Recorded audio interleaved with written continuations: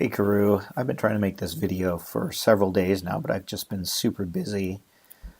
We got back from France on late Wednesday and crashed, and Thursday the Umatilla River flooded, and it was a record flood. I think the peak flow was around what, 17,000 cubic feet or something, 19 feet above flood stage or whatever. I don't know the numbers. Anyway, it was the largest amount of water recorded in the history of the gauges on the river, and it broke one of the gauges. Here we're looking at a fly through. If you want to go back and look at this over, because I didn't explain it, it starts kind of at the Main Street Bridge and then heads all the way down to Bob White Field, which is the high school baseball field at the far west edge kind of that stretch of the river.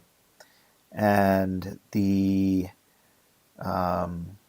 you'll see footage that I took because I was awake at 4 in the morning, which was just like an hour and a half after flood's highest stage, and then various other footage of the same areas. There on the right you see the baseball field, and this footage was done I think on Friday later in the day, so it's already gone down several feet from peak flows.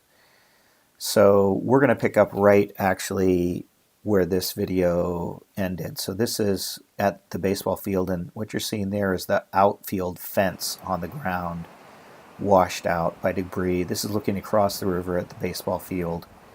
Obviously I didn't have light, so this is Bedford Bridge, the walking bridge where usually there's a lot of space. 2 pictures of it there at night, and this is a couple days later, same place, looking down at the area after the flood had subsided. All those gravel bars are new. That was all foliage and trees in there. A huge number of those trees are gone. This is just upstream from the Bedford Bridge. There's that same area that's usually a big open area with lots of trees and grass, obviously. Yeah, there's the bridge again.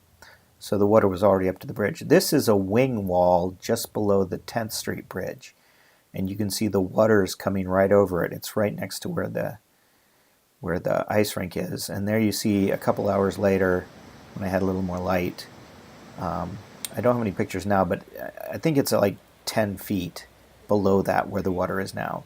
So here we're seeing the 10th Street Bridge, and this is during the day. This is the day before the flood, and so this was that 4 in the morning picture of that same area underneath the bridge, and you see the water's all the way up. It's like a foot from that light, which is usually above the walkway under the bridge there.